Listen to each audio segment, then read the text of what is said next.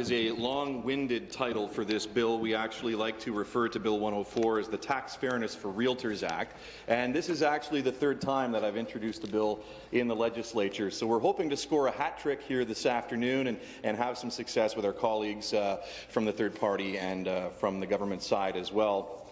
And I want to start by thanking the member for Kitchener-Waterloo, who's a co-sponsor of this bill, and also the member from Eglinton Lawrence, who again is a co-sponsor on this bill. So this bill has support from members of all three caucuses here, and we look forward to its expeditious passage later today. As you have already, I would like to recognize Tim Hudak, the former member from Niagara West Glanbrook, and his new role with the Ontario Real Estate Association. He has a view from the penthouse here this afternoon and not from the floor, but he's done some great work already with the Ontario Real Estate Association.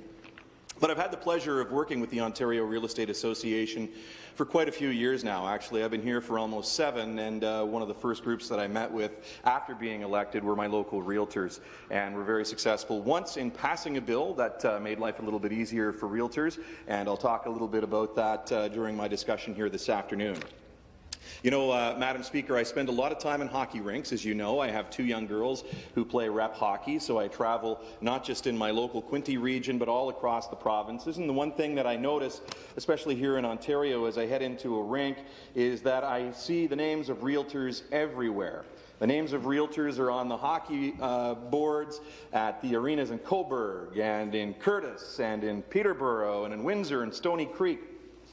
They're on the backs of jerseys of hockey players as well, sponsoring individual players. And a lot of the people that I meet at hockey rinks are real estate agents as well. They have kids that are playing hockey, and some of them, as hockey moms especially, are kind of boisterous. The hockey dads can be as well. But the one thing I would say about this group of people is that real estate agents are enormous supporters of their community. And I know what people are saying when they see them on the sides of arena boards and they see them on the backs of jerseys. Well, that's advertising, and that's not anything new. It is extremely important that they advertise, but we hear stories in this place every day about how hard it is to keep arenas and community centres open because of the rising cost of electricity and other items. So, yeah, it's advertising, but it certainly is going to keep our buildings open in our municipalities, especially the small municipalities that are helping to keep the lights on for the next period. I was just in Madoc last week for an all-Ontario hockey series, and congratulations to the Centre Hastings Grizzlies, but I saw the names of Steve Bancroft and many other realtors along the walls and sidelines up in Madoc. It's also advertising on a jersey as well, but how many times when September rolls around every year do you read a news story about how expensive minor hockey is getting? And without those ads, without that revenue, it would just get eaten up in bigger and bigger and bigger registration fees. Now, I know I'm supposed to be on my feet talking about the fairness issue, and I am going to talk about that, but I wanted to highlight some of my own motivations. I'm spoiled in my riding. In every community in it, real estate agents are core members of volunteer efforts, philanthropic efforts, civic efforts to make sure that the community they live in is a better place to live. A few of them are here today, either in the gallery or in the overflow room that we've set up on the 4th floor, and I'd like to acknowledge just a few of them. I apologize because I am going to miss some, but my friend Val Miles is here from Bancroft, Dana Yonamitsu is here as well, also from North Hastings. And I don't think a month goes by where I don't get an email from Dana or Val because they're involved in some new charity endeavour in North Hastings. Edie Hoslauer, Natasha Huzinga, Lisa Comerford, Shannon Warhunter, Al Russell, I just saw him downstairs, Ken Arsenault, Kathy Poland, they're all here from the Quinte District Real Estate Association. I've also got dozens of friends from across Belleville, Prince Edward County, Quinte West, and literally right across Ontario who are here today and others who couldn't be here today, and this bill is an acknowledgement of their efforts in their communities as well. In 6 other provinces, Madam Speaker, real estate agents are able to personally incorporate. There exists no viable reason that I'm aware of that it's taken this long for Ontario to catch up. Personally, Speaker, this is, as I said, my 3rd time in introducing this bill since 2014. And there may have been some concern about the cost previously, but recent studies have shown that it's entirely likely that this change is revenue neutral and actually could potentially have a positive impact of over $9 million to the province's GDP. Similar studies also show the potential creation of between 33 and 89 jobs across the province. Those are very modest numbers, Madam Speaker, but every one of these jobs matters, especially in small rural communities. As a former small business and red tape critic, there's another aspect of this bill that I'd like to highlight, and that's how we lined up the legislative framework for Ontario's personal incorporation regime with British Columbia's. I can vividly remember having people come into my office in my former role and tell me that one of the biggest problems with regulations across Canada was how rarely you could get two provinces, particularly two big provinces, on the same side. As a result, you started to multiply the regulatory burden. Having 10 different provincial regulatory frameworks barely made sense before the digital age. It makes no sense now. Capital is more mobile than ever. Consumers are able to complete transactions electronically, something that the member from Ottawa Centre and I worked on a couple of years ago, and worked with real estate agents anywhere in the country, separated from the telephone tether or the fax machine. And with Mr. Nakvi, we worked together on the e-signature bill, which allows real estate transactions to be done over iPads and the latest technology. Transactions that took days or weeks can now be done in hours.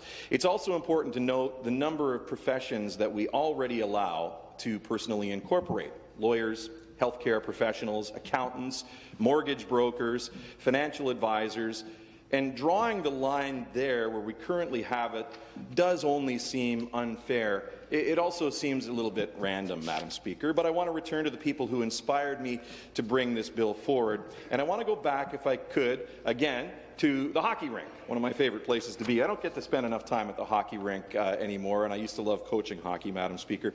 I brought this bill forward twice before, but there's always other issues that I wanted to use for my ballot date as well.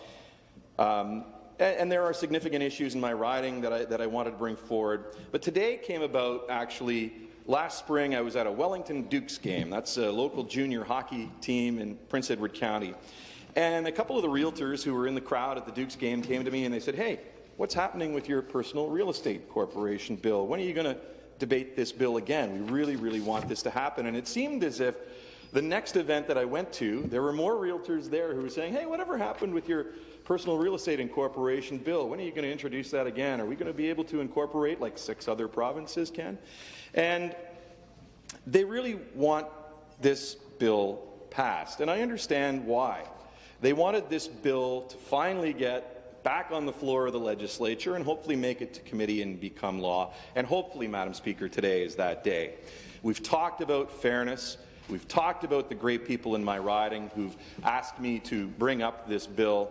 But I want to address where the money is going to go with a couple of statistics that were dug up in preparation for debate here this afternoon. As I mentioned earlier, our realtors, our real estate agents in our communities are at all of the community events that I go to. You can't go to an event where there's not a real estate agent there, either organizing the event or attending the event or selling tickets to people on their Rolodex to make sure there's great crowds at these events. But real estate agents really do care about their community. And here's a couple of stats for you. 67% of all agents and brokers make donations to charity every year. That's a pretty large number. 45% volunteer in a community group or organization every year. That means they're giving of their time. Almost half of them are giving a lot of their time to volunteer on these committees. Those numbers are pretty good as well. The rate of volunteerism and donations for those agents under the age of 35 actually well exceeds millennial numbers across the country. And in those small communities that I was talking about earlier, the numbers go from 67 and 45% to 73% and 55%. So quite often we hear that our young people aren't as engaged as they could be and they're not volunteering their time and we're worried about losing our volunteers, but those numbers are pretty staggering from the real estate sector, and I think it just goes to show the commitment that our local real estate agents have to our communities. There's a lot of communities in this province, and I've talked about just a couple of them in Bancroft, Wellington and Picton, where the Rotary, the Kiwanis Club and the Hospice Foundation might not exist without the help of local real estate agents. Another example of this at the provincial level is the Realtors Care Foundation. Since its original inception, the Foundation has granted more than $15 million on behalf of the Ontario Realtors to shelter-based organizations across the province. The Foundation is funded primarily through donations directly from member dues called the Every Realtor campaign. Member boards donate $1 per member per month. From 2012 to 2015, realtors across Canada have raised over $91 million for the Realtors Care Foundation. Pretty phenomenal. The reason I keep bringing this up is because I wanted to handle the question of where is the money going. It's a question that we're so often seized with in this House, meaning the money that will be coming back to the community. And I think we can assess where the money is going to go by where the money has gone, Madam Speaker. The reason real estate agents invest in their communities is to build their business, but the best ones, and I'm grateful to count some among my very, very good friends, see their community as their business as well. Giving realtors the same right to personally incorporate that we have given other professions and the same right that they have in other provinces seems to me to be the right thing to do. Madam Speaker, not just the right thing to do, it seems like the fair thing to do, and that's why we're here this afternoon. So I'd like to thank all of those people who came from Quinte and Bancroft to make the trek here to the legislature today. I hope that we'll have good news for you at the end of the debate. I look forward to the comments, especially from my co-sponsors, the members from Kitchener-Waterloo and the member from Eglinton Lawrence, and all members who will be speaking to this bill here this afternoon. I hope we can come together and make sure that we get some real fairness for realtors in Ontario. Thank you, Madam Speaker. For the debate.